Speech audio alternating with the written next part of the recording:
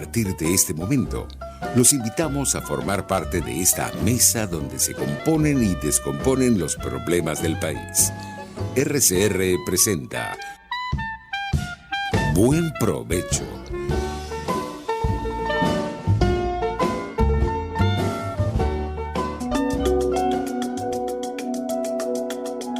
Monitor de Derechos Humanos, con el abogado penalista Fernando Fernández.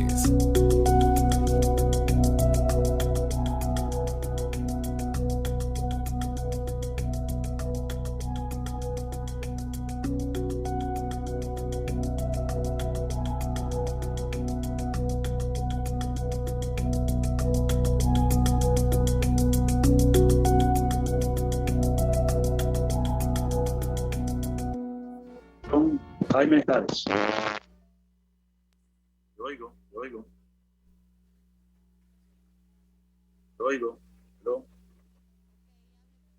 Buen mediodía y buen provecho. Deseamos a todas las personas que nos escuchan. Les habla Fernando Fernández, director del Monitor de Derechos Humanos. Dirección General de la Estación, Jaime Estares. Gerencia de Producción, Wilix Arcadia. Producción del programa, Carla Son. Controles, Gregorio González. Y estamos en todas las RCR 750, rcr.tv, RCR 750 y en YouTube RCR 750. Esta es la radio.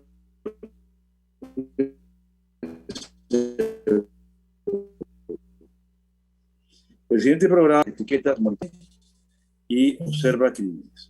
El correo electrónico es fmfmonitordh@gmail.com. Hoy, miércoles 24 de marzo de 2021, vamos a hablar de un tema de mucha importancia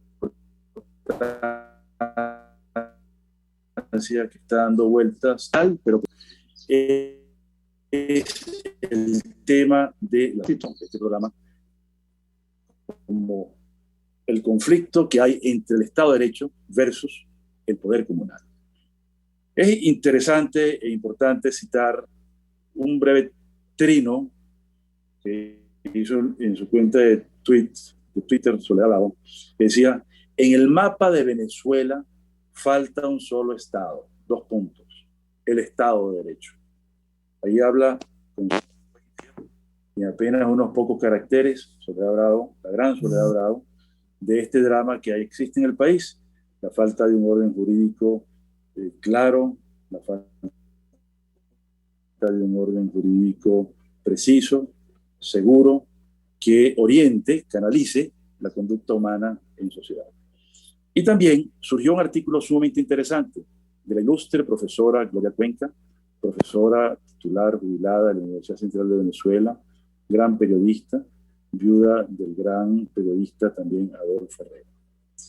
Gloria Cuenca escribió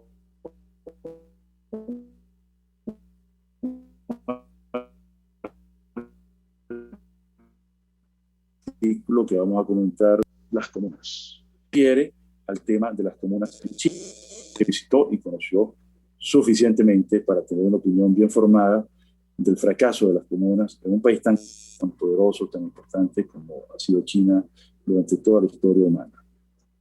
Entonces, ese gran fracaso se conecta con otro gran fracaso, la disolución de la Unión Soviética y de todos los países satélites, incluida Yugoslavia, incluida Hungría, Polonia, Ucrania, Checoslovaquia, hoy República Checa y República Eslovaca, y así sucesivamente. Hay los tres países del Báltico: Letonia, Estonia y Lituania, Armenia, Kazajstán, Georgia, etc. Entonces, fue un gran fracaso el tema de las comunas. Más de la mitad del mundo llegó a vivir en ese proyecto que hoy es considerado una idea loca, una idea absurda, una idea sin futuro, que son las comunas, ¿no? Entonces, si fracasó en el siglo XX, ¿qué garantías hay de que triunfe en el siglo XXI? Es lo que podemos decir utilizando el famoso aforismo popular, que hay que recordar para aprender. Pero aquí estamos más bien contra la historia, contra la realidad, contra los hechos, ¿no? Esta es una cosa sabida, el eventual fracaso de las comunas, pero no aprendida. Entonces, el gran fracaso del socialismo del siglo XXI es ya de suyo el gran fracaso del socialismo del siglo XXI. Perdón, corrijo. El del siglo XX es la garantía del fracaso del socialismo del siglo XXI. Y es que ha faltado en todos estos temas memoria jurídica.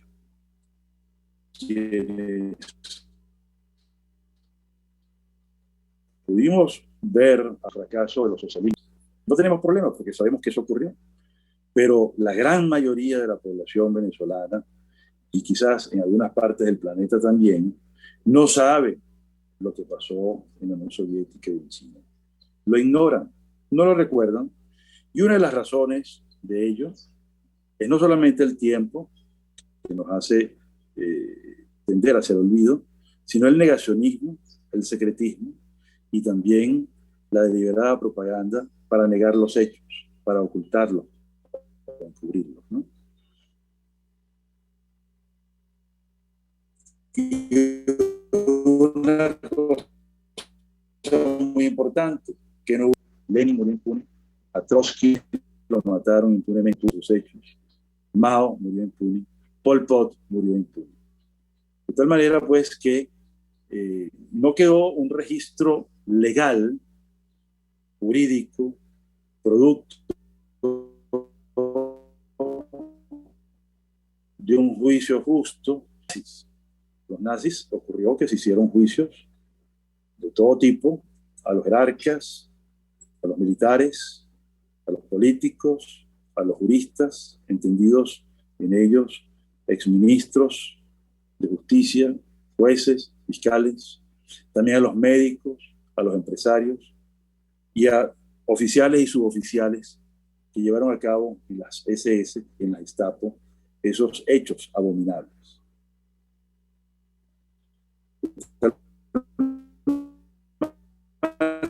Era pues que la memoria histórica en toda Europa, por los efectos del Tercer Reich nazi, y sobre todo por los crímenes y las consecuencias en torno a las víctimas.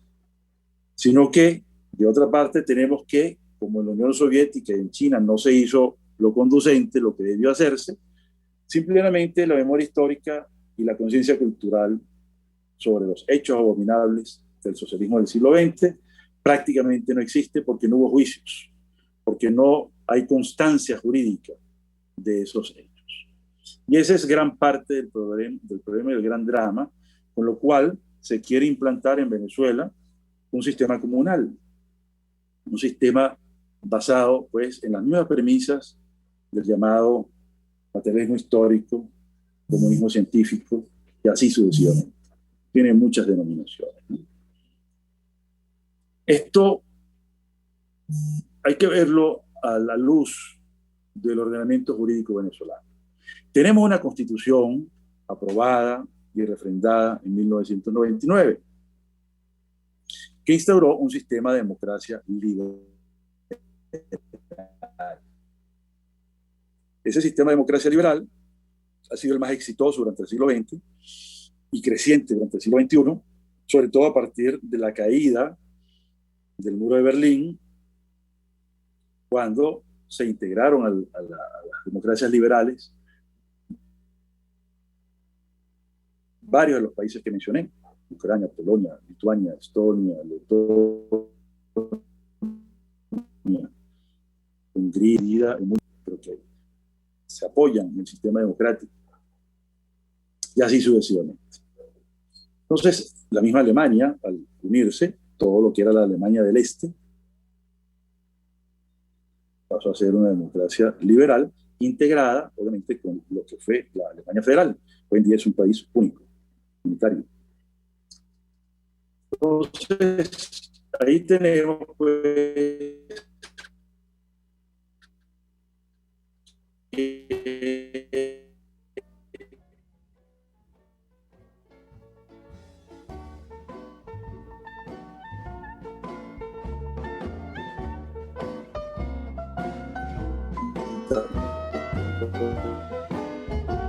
Hubo juicios contra los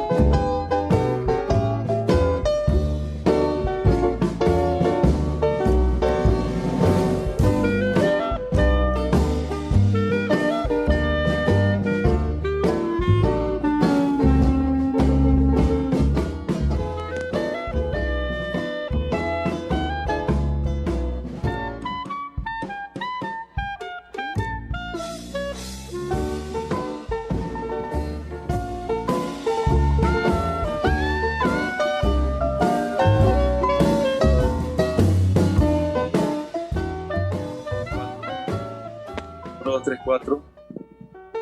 Estos proyectos comunales son disfraces de lo que es el comunismo.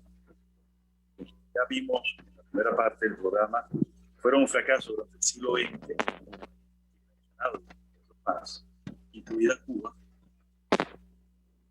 Están tratando de implantarse en Venezuela. Ya hubo un primer intento en el año 2007 con la fallida reforma profunda de la Constitución, era prácticamente una Constitución nueva, para implantar un sistema socialista, contrario, antagónico del Estado de Derecho, que en Venezuela tiene una denominación bastante larga desde el punto de vista técnico.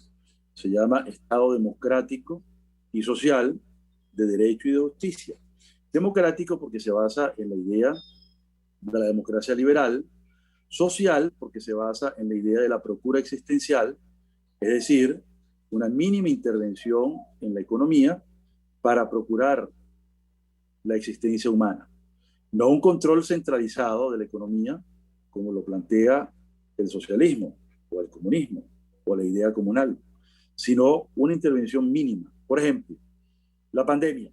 La pandemia obliga a todos los estados del mundo a intervenir en la economía. ¿Cómo?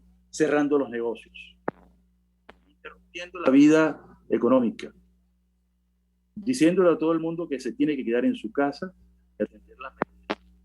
Eso es una medida absolutamente consecuente con la idea de un Estado de intervención mínima. Solo de una manera excepcionalísima, cada estado de necesidad, es que se puede. El resto de la economía tiene que actuar libremente, con un sentido humano, con un sentido social, como quieran llamar, con un sentido meramente capitalista,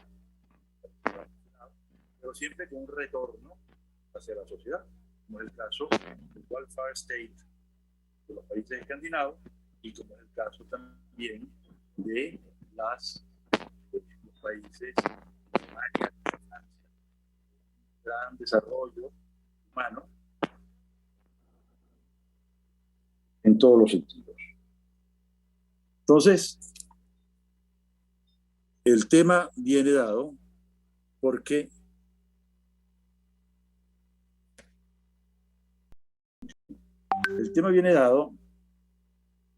por el hecho en el que con el socialismo del siglo XXI se quiere implantar una cosa que ya fracasó, que no dio resultado, que generó un enorme problema para todos los ciudadanos de los respectivos países. Nada más que en números concretos de muertos, fallecidos, por lo que se llamó el Gran Salto Adelante en la China, 9 al 76, aproximadamente, fueron unos 73 millones de muertos, fallecidos, de hambre, por lo que se llamó el Gran Salto Adelante y que la profesora Gloria Cuenca llama el Gran Salto Atrás, porque se perjudicó total y absolutamente la vida humana y se generó una hambruna. Cosa que ha venido ocurriendo también en Venezuela, como el desempleo, la falta de productividad del campo, las dificultades para el transporte, etcétera, etcétera, producto de una economía absolutamente enloquecida, controlada por el Estado. No olvidemos que el Estado venezolano llegó a confiscar, entre expropiaciones y ventas forzadas, invasiones y todo tipo de cosas, unas 5 millones y algo más de hectáreas, que equivale más o menos a tamaños de algunos países de Centroamérica, por ejemplo, ¿no? Aparte de eso, miles de empresas fueron también expropiadas. Y lo peor del asunto, y luego fracasada en la gestión comunal.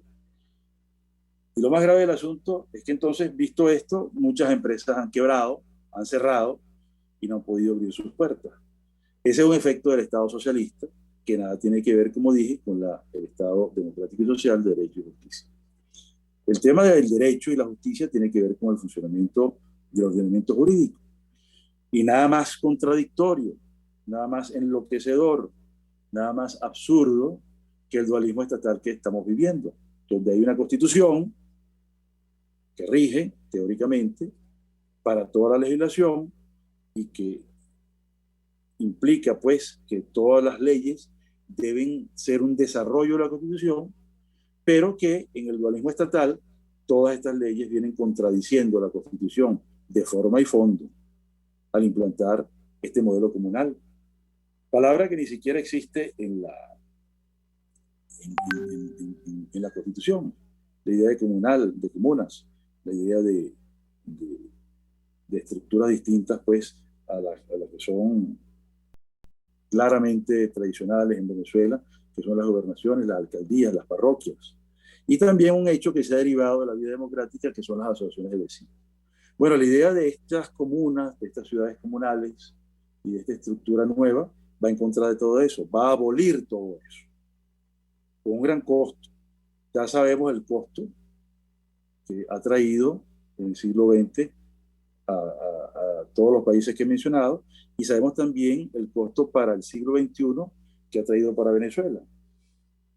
5.600.000 venezolanos aproximadamente se han ido de manera forzada, han tenido que emigrar, han tenido que incurrir en una diáspora terrible, muy sufrida, muy dolorosa, porque simplemente no conseguían trabajo en Venezuela. No tenían cómo garantizar el sustento a su familia, ni cómo pagar la renta de los alquileres, y así sucesivamente. De manera tal, pues, que estamos viviendo, quizás en esta cantidad, que comparado con lo que ocurrió en China, es una cantidad pequeña, pero comparado con nuestra población, con nuestra realidad, es una parte importantísima de nuestra población. Estamos hablando de más del 10% de la población que ha tenido que emigrar en condiciones desesperadas. Y no han muerto más porque se han podido ir. En China no podían irse. El otro gran ejemplo de las hambrunas artificiales creadas por el socialismo y el materialismo histórico o comunismo fue en la Unión Soviética. El Holodomor, que se le llama también muerte por hambruna, y a la hambruna se le llama hambruna artificial. Se llama hambruna artificial porque no ha sido creada por guerras ni por efectos naturales. ¿Okay? La guerra es como un hecho social que se da desde el principio de la historia. Y las tragedias o los cataclismos naturales, las grandes catástrofes naturales, los tsunamis, los terremotos, los volcanes, etcétera, aquí no ha acontecido. No ha pasado absolutamente nada de eso que justifique una migración masiva como la que estamos viviendo. Pero tal, pues, que aquí tenemos un ejemplo claro de cómo un hecho artificial creado por las malas políticas, por las políticas erradas, sin justificación, por quienes han dirigido el Estado en los últimos 20 años, es lo que ha generado ese éxodo de manera masiva y desesperada. Esos son, digamos, los efectos que están ocurriendo. No es que se esperan, no es que uno se imagina que puedan ocurrir, sino que están pasando, que están aconteciendo. Se calcula que para finales de este año 2021, quizás unos 7 millones de venezolanos se hayan tenido que ir. Y todos tenemos en este país una historia de algún familiar, de algún conocido, de algún vecino, de algún compañero de la escuela o de la universidad que se ha ido o que sus hijos se han ido, generando además una nueva situación social, que es la situación de los abandonados, de los que se quedan en Venezuela. Los viejitos, por ejemplo. Hay casos de viejitos huérfanos. Hay casos de viejitos que tienen que encargarse en doble jornada de los nietos, mientras los hijos, que son padres de esos niños, se van a otro país a tratar de levantar cabeza, a tratar de conseguir un trabajo en calidad de asilado, en calidad de refugiado, o simplemente ilegalmente, con el objetivo pues de en algún momento pasar una remesa a los viejitos y a los niños. Esas son realidades que están pasando. Eso es inocultable.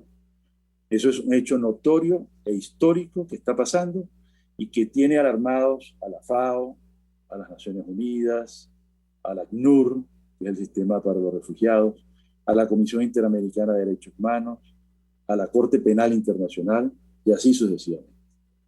Porque estamos hablando también de que eso implica que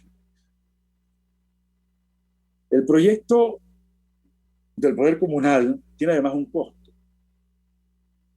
Hay 35 leyes comunales que quieren pasarse en esta Asamblea Nacional, cuyo funcionamiento, legitimidad y organización está cuestionada por ilegitimidad, por enorme cantidad de países y por la gran mayoría de la población venezolana, que no cree en que las elecciones por las cuales fueron, digamos, designados estos funcionarios, estos parlamentarios, supuestos parlamentarios, haya sido legítima, legal.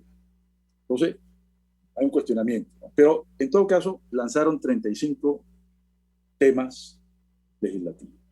Uno de ellos es el de las ciudades comunales. De aquí viene otro gran tema. ¿Cuánto va a costar la implantación de esas ciudades comunales?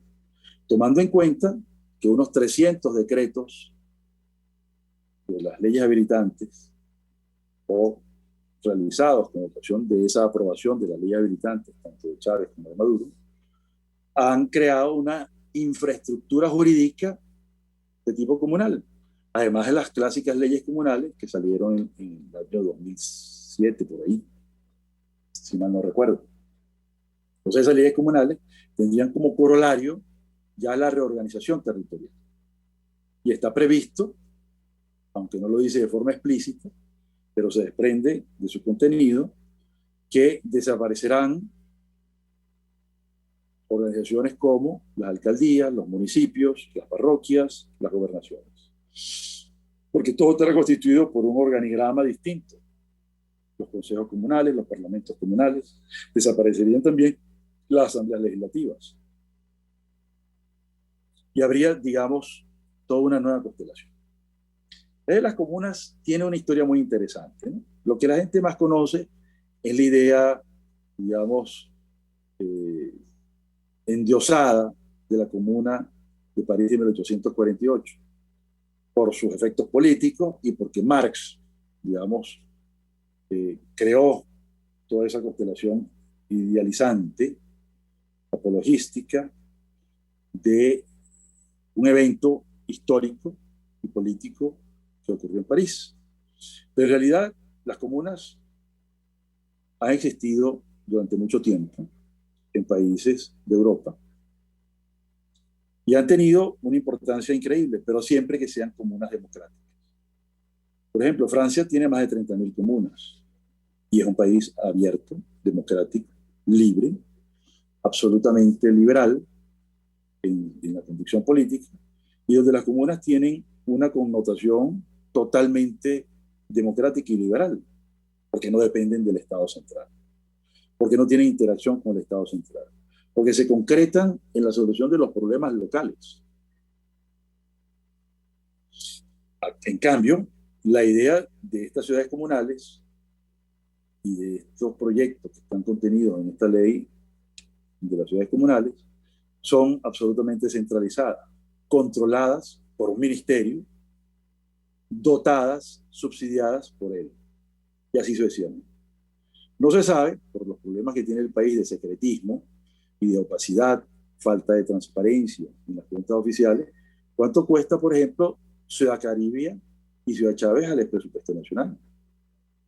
Pero debe ser una cantidad importante, porque no son ciudades autosustentables.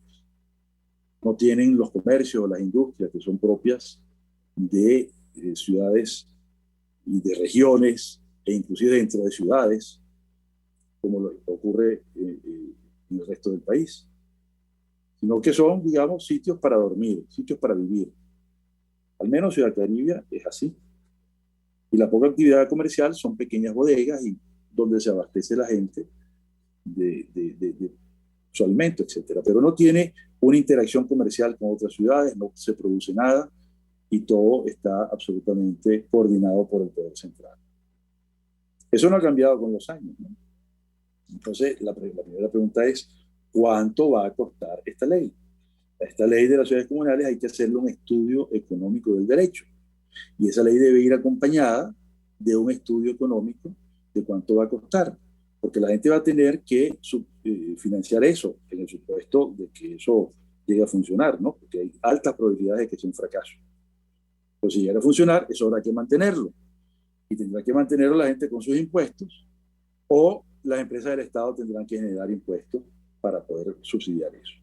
Ya eso no es posible por todo lo acontecido con las empresas básicas del Estado, con las petroleras y todas sus subsidiarias, y así sucesivamente. Sabemos que el negocio petrolero está muy mal, que la gestión de las empresas petroleras está peor y que están, digamos, en situación muy crítica en materia de producción, no solamente de petróleo para exportar, sino de la refinación de los productos básicos refinados, gasoil, o diésel, queroseno, el gas combinado, el gas que proviene también de la explotación del petróleo, el gas asociado, se llama, y así sucesivamente, la gasolina. Estamos prácticamente obteniendo esas cosas a cambio de, mediante un canje. Se les da petróleo y nos entregan algo de los insumos refinados, ¿no? De tal pues que ya no hay, digamos, un esquema rentístico, como han dicho los economistas, los más sabios de ellos, sino que ahora las cosas tendrán que depender de lo que aporten los contribuyentes al impuesto sobre la renta y de lo que permitan ser captado por el IVA. Así sucesivamente. Y esos serán, digamos, los condimentos con los cuales tendría que contarse para poder subsidiar estas ciudades comunales, ¿no? Porque si no, si fuera, digamos, una ciudad comunal o unos proyectos de existir en unas estructuras, previa a una reforma constitucional, por supuesto, una reforma importante, para darle cabida a las comunas, según el modelo suizo, según el modelo francés, que son, como dije al principio, sistemas muy democráticos, sistemas muy libres, interdependientes, autosustentables y que no dependen del poder central, ni son controladas por el poder central, ¿no? Para que entonces convivan ahí en el ámbito de las parroquias, de las asociaciones de vecinos, o sea, la figura intermedia, lo cual me parece un exotismo innecesario, porque ya tenemos las alcaldías, las parroquias, tenemos las asociaciones de vecinos, que figuran y que son reguladas legalmente, pues, ¿no? Para resolver los problemas locales o coadyuvar en la solución de los problemas locales. Entonces, toda esta idea, pues, pasa por una meta que es lograr el control social político. Hay un autor que ha venido trabajando el tema de las comunas en todos estos años y habla de las comunidades familiares, las cooperativas, las comunidades contraculturales, hippies, las comunidades igualitarias, sexo, género, las comunidades políticas, por ejemplo, la famosa Yasnaya Poliana de Tolstoy, las psicológicas, o místicas, ¿ok? Las comunidades de rehabilitación, las ha habido en Venezuela y las hubo en todo Estados Unidos, rehabilitación de adictos, de veteranos de guerra. Las comunidades terapéuticas, que son esas mismas, ya orientadas clínicamente por especialistas, por psiquiatras, por psicólogos. Las otras son voluntarias y guiadas por organismos tipo Alcohólicos Anónimos, Synanon, Daytop, Areva, ese tipo de organizaciones, ¿no? Las comunidades religiosas, donde la gente participa de forma voluntaria, por ejemplo, una congregación religiosa católica. Pero también ha habido comunidades religiosas muy exitosas en los Estados Unidos, en Utah, los mormones, por ejemplo, ¿no? Que eran comunidades voluntarias y hechas para defenderse de las persecuciones de los estados europeos básicamente, y se constituyeron allá en los Estados Unidos y han pervivido y se han alejado del poder central, del poder federal, ¿ok? Y han tenido un gran éxito. Grandes empresas, como dice el filósofo Antonio Escotado, han surgido de ahí. Grandes empresas capitalistas. Por eso él las considera las únicas comunas exitosas, las que son capitalistas y que son libres. Las comunidades experimentales, las ha habido, y las espirituales. Hay una gran cantidad de ellas, pero digamos, lo que está previsto en esta ley son comunidades de tipo político, para el control social por el poder central. Entonces, eso está absolutamente en contra del Estado de Derecho, de ese Estado democrático, de ese Estado social, que no es Estado socialista, y de esa idea del Estado de justicia y de derecho que nos ha consagrado, porque hemos refrendado para que se consagre en la Constitución y está en la Constitución de 1993. Entonces, el tema de los derechos humanos es fundamental, ¿no? Vemos pues que el poder comunal que ha venido funcionando ha quebrado a las empresas del Estado, sobre todo las básicas, ha quebrado a las empresas que se han estatizado mediante expropiaciones, invasiones, compras forzosas inclusive, y así sucesivamente. De tal manera pues, que lo que se anticipa es que estas ciudades comunales van a malestar aparte pues, de los costos que pueden tener, por la capacidad que tiene el sistema criminal de generar ingresos. No olvidemos que la base ideológica de esta idea de las comunas, que están los 3 planes de la patria, tienen como fundamento el libro rojo del PSUV, donde las figuras fundamentales desde el punto de vista teórico son Marx,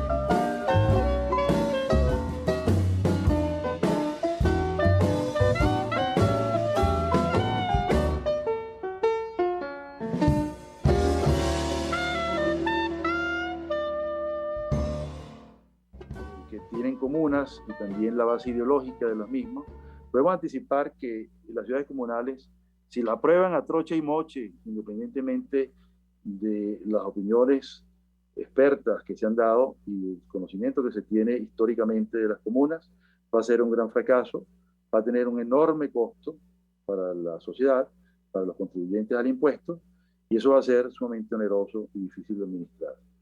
Todavía no se sabe qué ocurre en Ciudad Caribe, cómo se mantiene.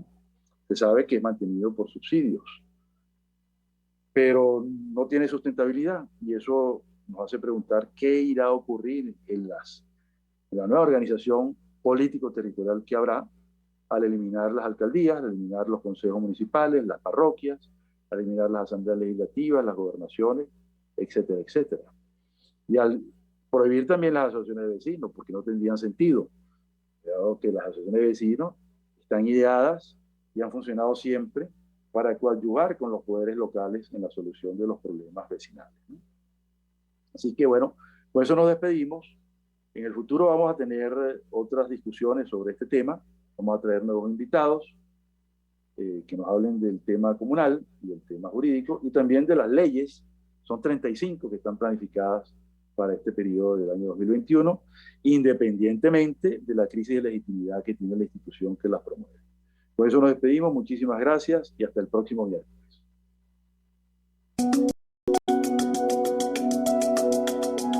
Monitor de Derechos Humanos, con el abogado penalista Fernando Fernández.